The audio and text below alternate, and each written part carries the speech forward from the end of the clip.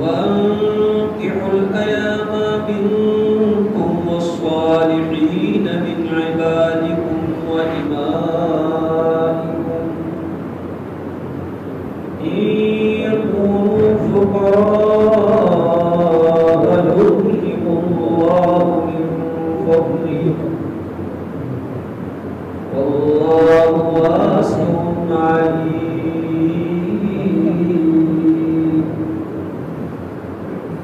صدق الله مولانا العظيم. اللهم صل على سيدنا مولانا محمد وبارك وسلم تسليما كثيرا كثيرا.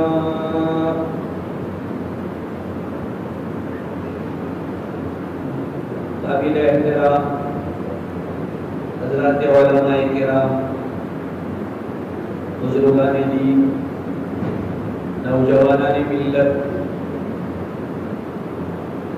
جمعہ کی نماز کے بعد انشاءاللہ تبارک و تعالی ہمارے مرحوم حاجی داؤد حوضہ صاحب، اللہ پاک ان کے قدموں کو روح سے منور فرمائے، ان کے دو صاحبزادے سمیع اللہ اور سمیع اللہ سلمہما کا عقد نکاح منعقد ہونے جا رہا ہے. اسی مناسبت سے حاضری بھی ہوئی ہے اور اسی مناسبت سے کچھ گفتگو بھی کرنی.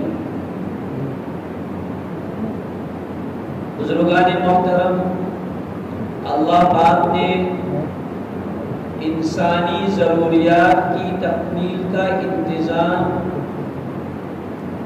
جس طرح ظاہری اعتبار سے کیا ہے، اس طرح باطنی اعتبار سے بھی کیا ہے. اللہ پاک نے انسان کی ظاہری ضروریات، کھانا پینا اور دوسری جو ضروریات، ان ضروریات کی تکمیل کے لیے اسباب مہیا فرمائے، اس کے طریقہ کار بتائے. اسی طرح انسان کی جو باطنی اور روحانی ضروریات ہیں، ان باطنی اور روحانی ضروریات کی تکمیل کے لیے اللہ پاک نے اسباب بھی عطا فرمائے اور ان اسباب کو استعمال کرنے کے طریقے بھی بتائے. یہ ہماری آپ کی بہت بڑی غلطی ہے کہ ہم دوسرے کلچر سے محروم ہو کر ہمارا اپنا جو کلچر ہے جس کے اندر اللہ پاک نے دونوں دنیا کی فلاح اور بہبودی رکھی ہوئی ہے.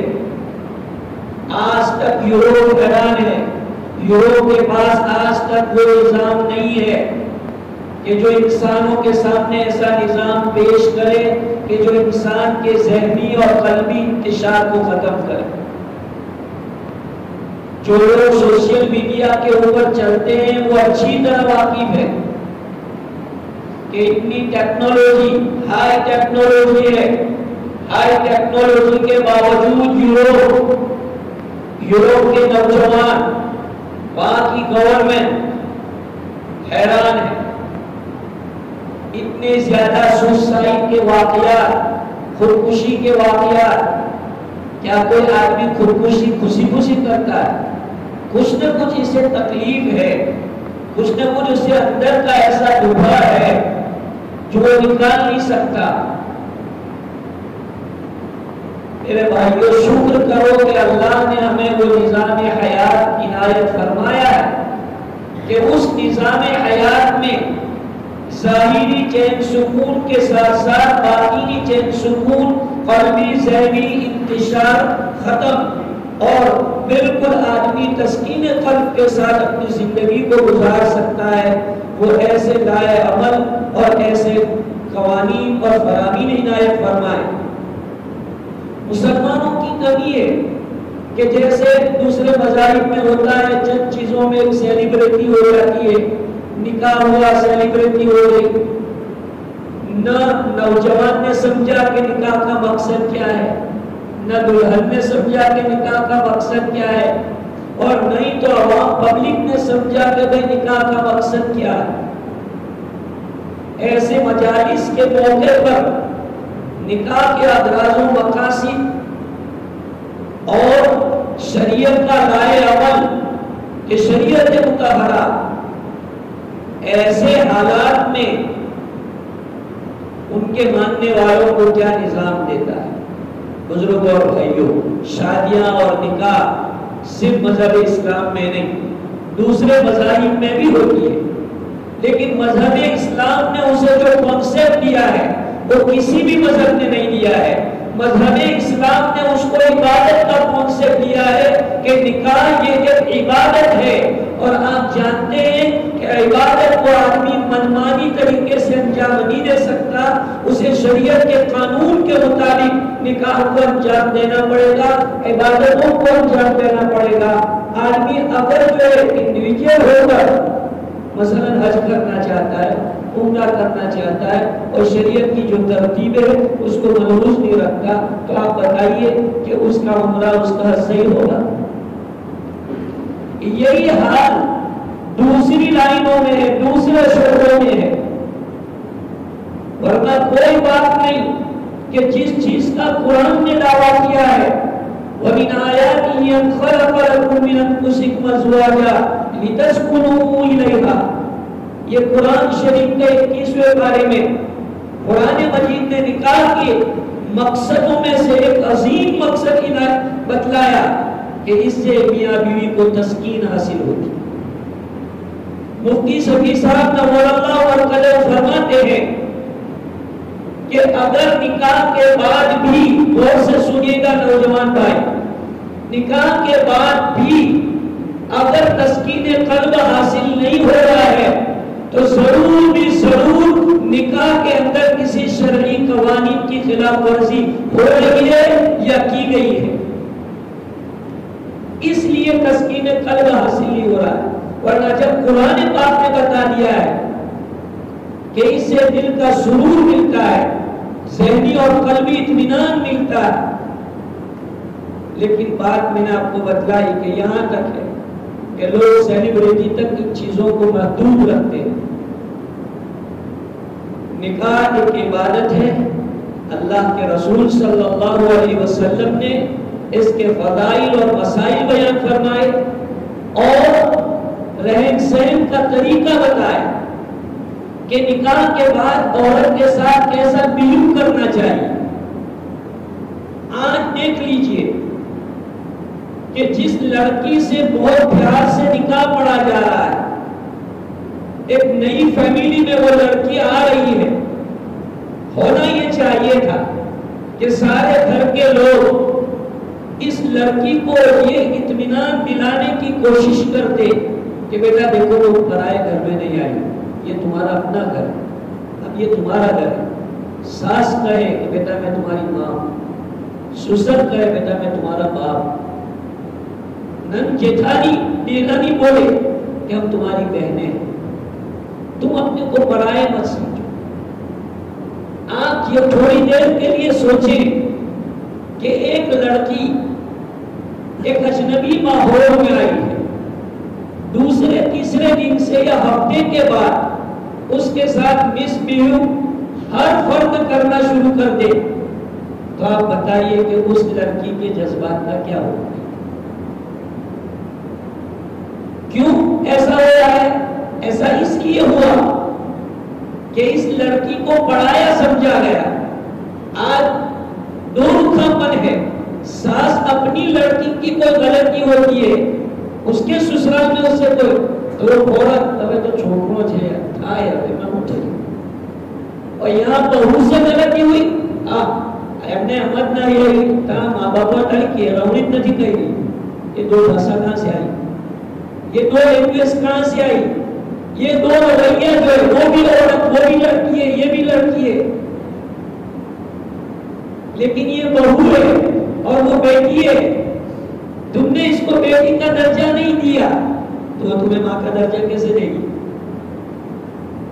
تم ماں کا درجہ اس کو بیٹی کا درجہ دے کے دیکھو، انشاءاللہ تعالی یہ لڑکی تمہیں ماں کا درجہ دے گی۔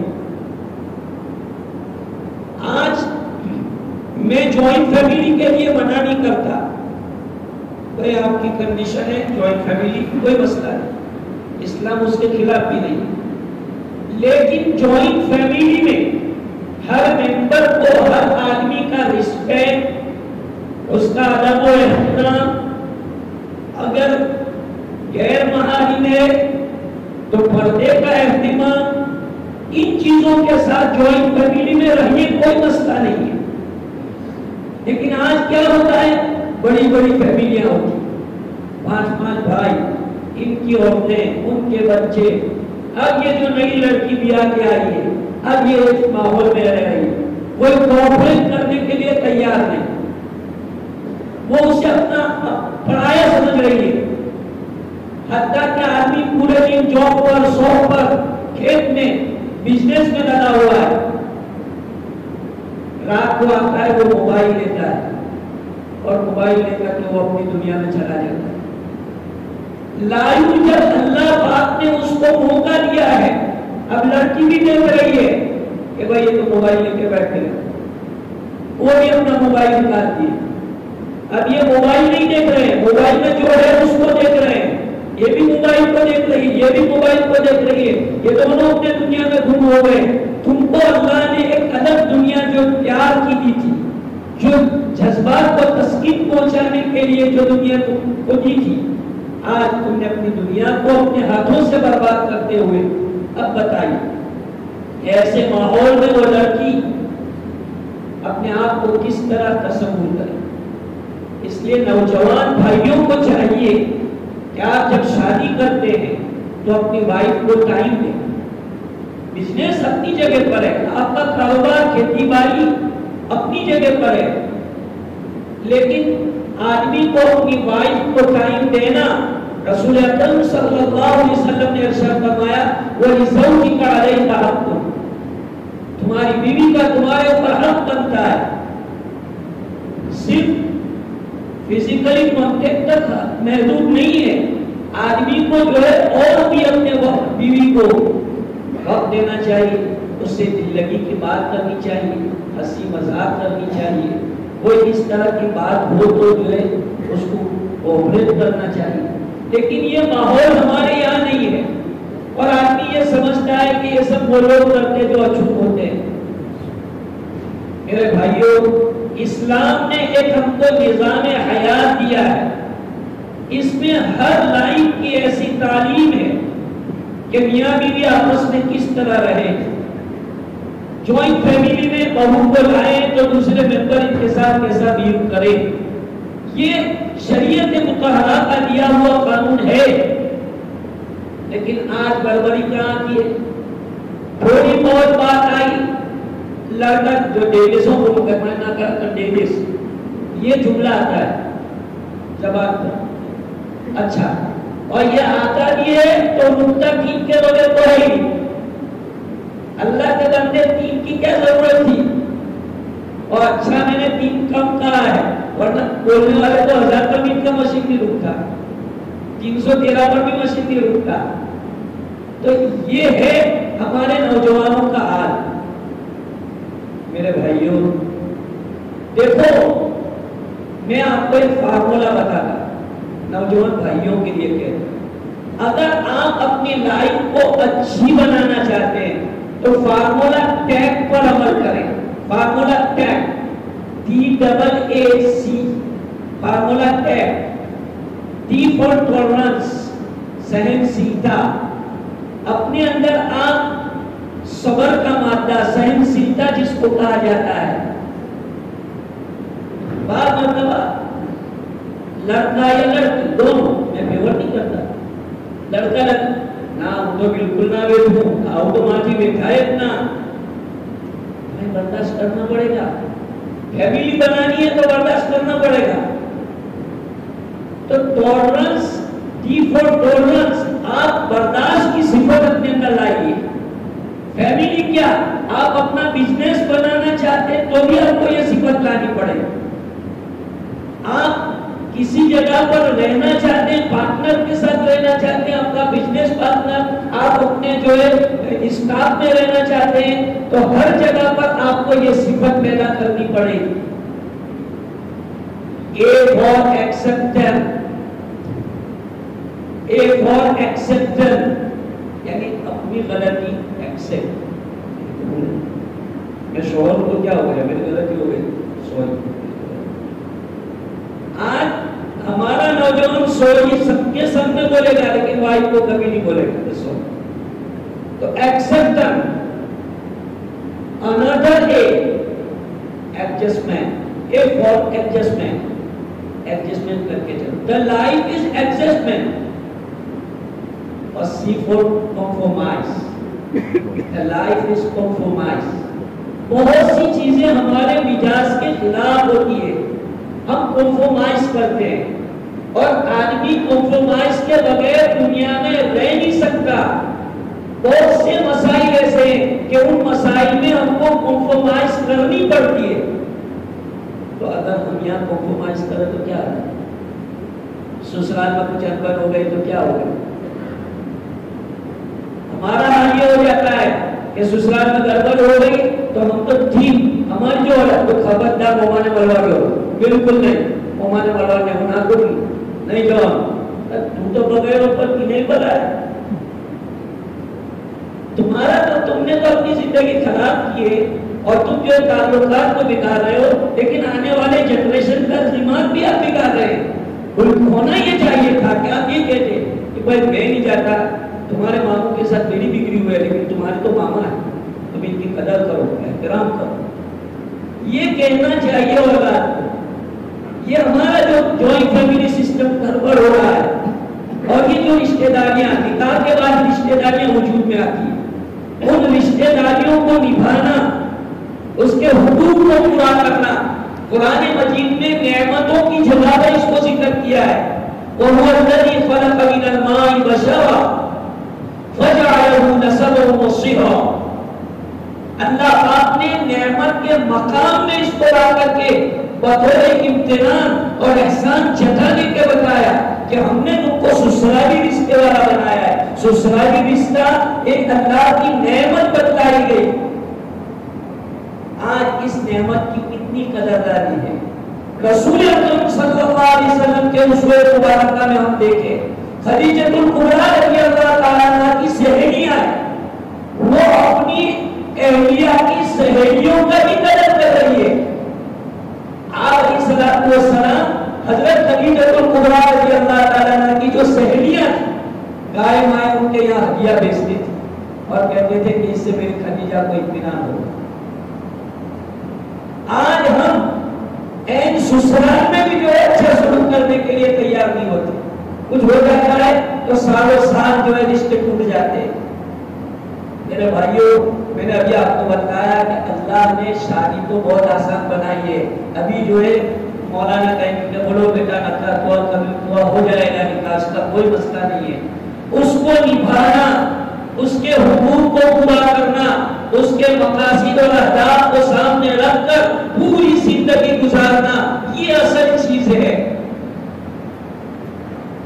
نکاح وجود میں آتے ہیں اسی لیے آتے ہیں اور اسی سے رشتے بنتے ہیں. عجیب بات ہے کہ اللہ نے سارے رشتے بنائے ہیں, لیکن ایک رشتہ اللہ نے انسانوں پہ چھوڑا کہ یہ رشتہ تمہارے اوپر ہے, تم اپنی پسند کے رشتے بناؤ, کیونکہ یہ رشتہ نازک ہے. دوسرے رشتے ٹوٹتے نہیں ہیں, باپ بیٹے کا رشتہ ٹوٹتا نہیں ہے, بھائی بہن کا رشتہ ٹوٹتا نہیں ہے. یعنی کہ بھائی میں تیرا بھائی نہیں, تو میری بہن نہیں ٹوٹے گا, بھلے دونوں کو بھی نہیں ٹوٹے. لیکن یہ رشتہ اتنا سیریس ہے, جتنی آسانی سے وہ آ گیا اتنی آسانی سے وہ ختم بھی ہو رہا ہے. اس لیے شریعت مطہرہ نے جو ہے چوکنا رہنے کے لیے کہا. میاں بیوی کو جو ہے ہن لباس لکم کہا کہ جیسے لباس ایک دوسرے کے عیب کو چھپاتا ہے, تم بھی ایک دوسرے کے عیب کو چھپاؤ اور اچھے سے گاڑی چلا. آج یہ نہیں ہو رہا, کبھی کچھ جھگڑا ہو جاتا ہے تو ملٹی پلائی, تمہیں جھگڑا ہو کرو تم, تمہیں جھگڑا ہو کرو تم, یعنی پرانی باتیں وجود میں آتی ہے. بھائی لیٹ گو کرو, لیٹ گو کا سسٹم اپنانا پڑے گا. چھوٹی چھوٹی باتیں لے کے اگر آپ چلیں گے تو دشمنیاں پیدا ہو. لڑکا لڑکی دونوں, دلہا ہو دلہن ہو دونوں, ان کو اپنے بڑوں کو چھوٹی چھوٹی باتیں نہیں بتانی چاہیے.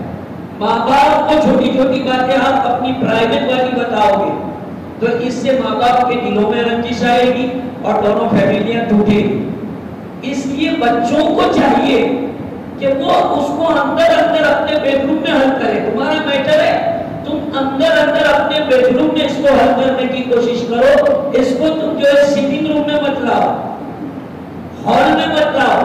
اگر تم یہ مسئلہ تمہارے بیڈ روم سے ہال میں لائے، یہ محلے میں جائے گا، محلے میں سے فیملیوں میں اور گاؤں میں جائے گا، اور مسئلہ جو ہے تمہاری فیملی کی بدنامی ہو جائے گی۔ بیس یہ تھا کہ تم دونوں جو ہے ساتھ میں بیٹھنے سوری اس کو جو ہے سوری بول دیتے، ایک پیار سے جو ہے تم اس کے ماتھے پر ایک چومن دے دیتے تو خوش ہو جاتے۔ یہ طریقہ کار ہے، یہ شرمانا نہیں ہے۔ کہ ہماری بات یہ ہے کہ جہاں شرم کرنے کی ہے وہاں نہیں کرتے، اور جہاں نہیں کرنے کی وہاں کرتے۔ یہ بھی ایک الٹی گنگا ہے کہ جہاں شرم نہیں کرنے کی ہے وہاں شرم کرتے۔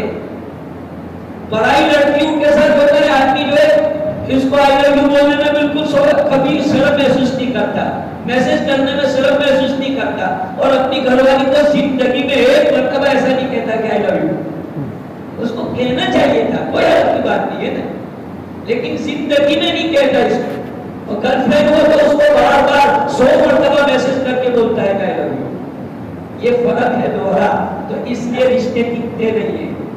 رشتے ٹکانے کے لیے ضروری ہے کہ آپ اس کو ایسا فیل کراؤ کہ وہ آپ اس سے بہت محبت کر رہے ہیں۔ اس کو بتاؤ۔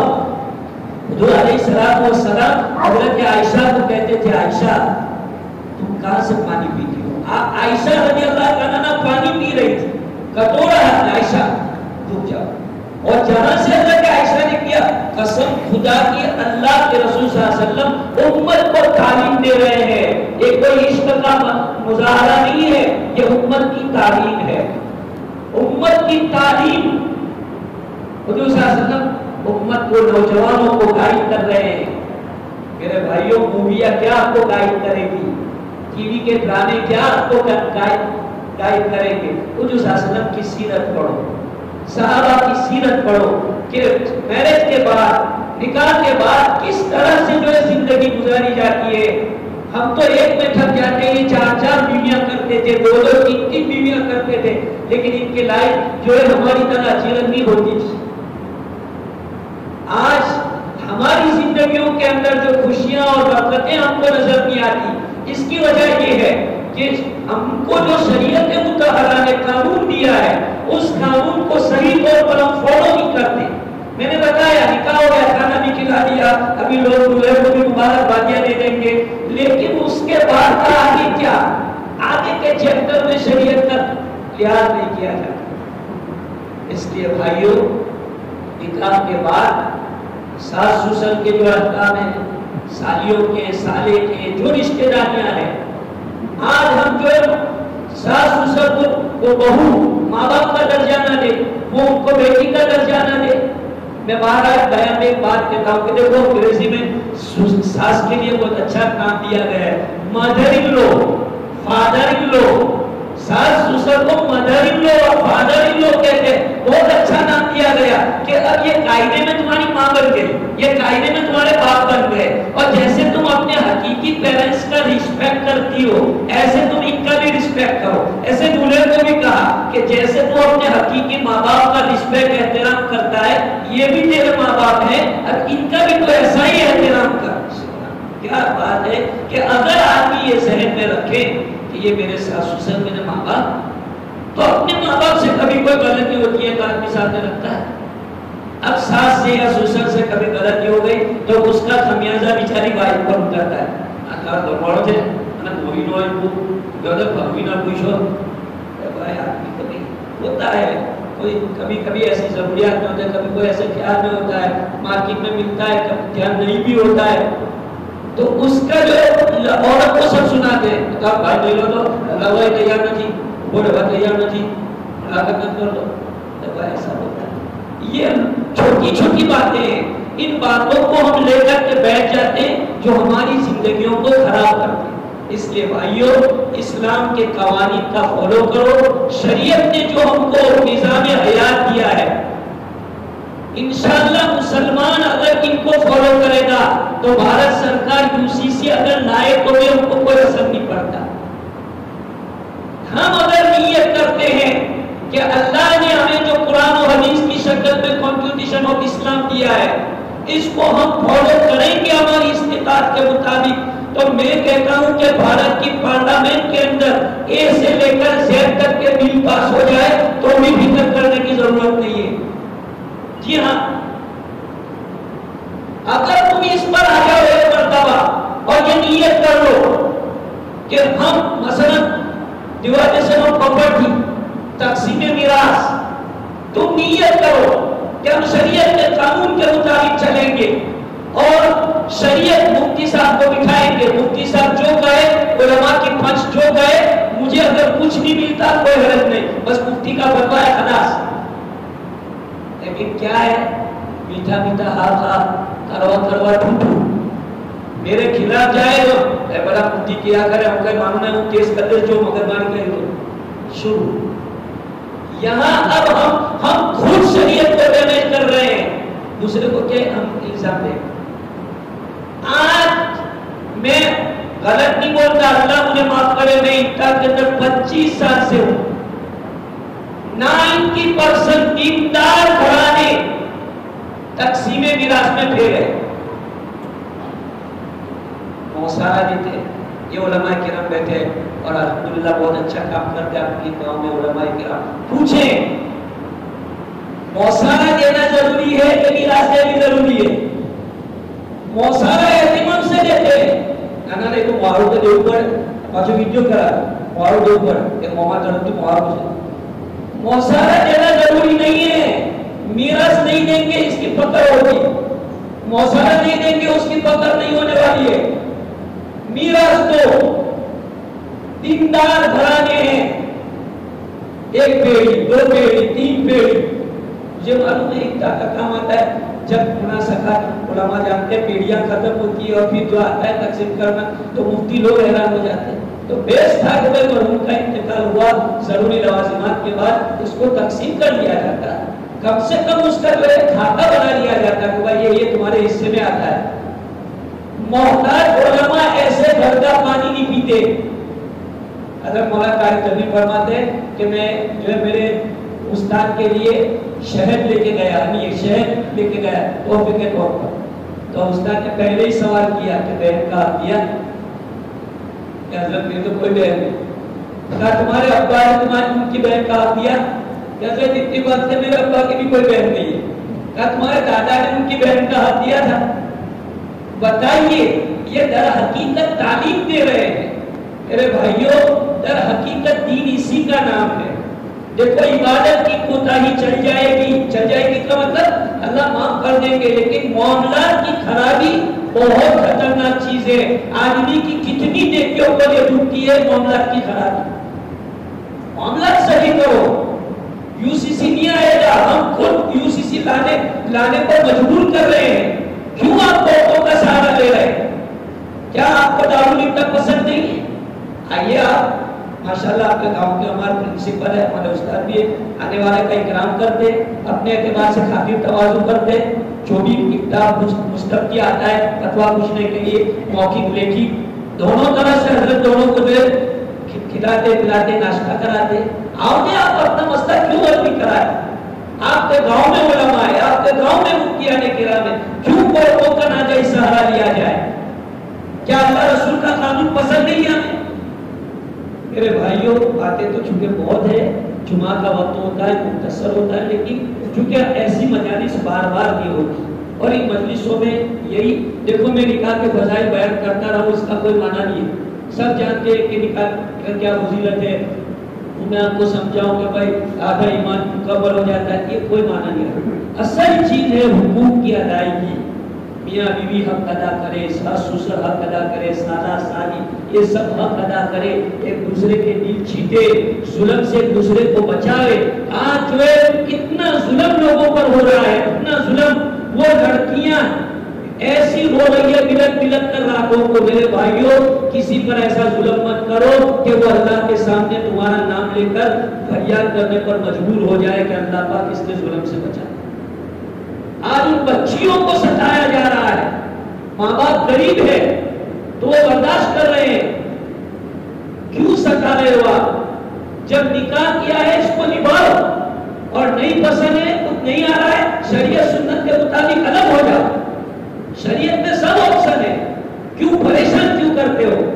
یاد رکھو اگر کسی کو رلاؤ گے پریشان کرو گے تو تم بھی زندگی میں کبھی سکھی ہونے والے نہیں ہو. چاہے تمہارے پاس کوئی BMW ہو، چاہے تمہارے پاس بہت بڑا فلیٹ پر بہت بڑا بنگلہ ہو، یہ خوشی نہیں ہے، یہ در حقیقت جو اطمینان نہیں ہے. یاد رکھو اعلیٰ فرنیچر کا ہونا اور اعلیٰ گاڑیوں کا ہونا یہ در حقیقت کوئی معنی نہیں رکھتے ہیں.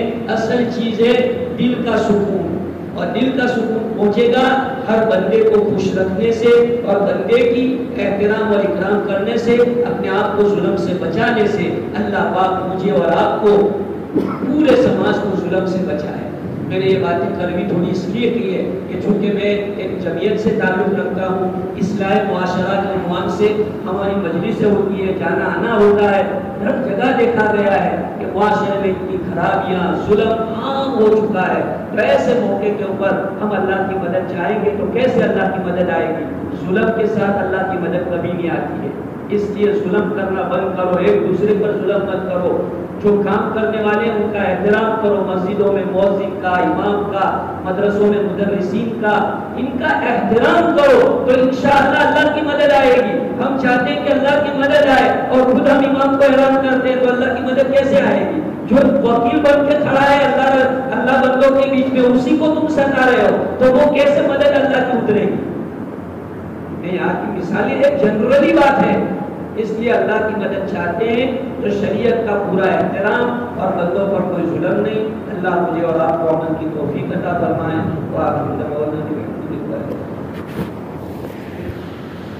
سفیر حضرات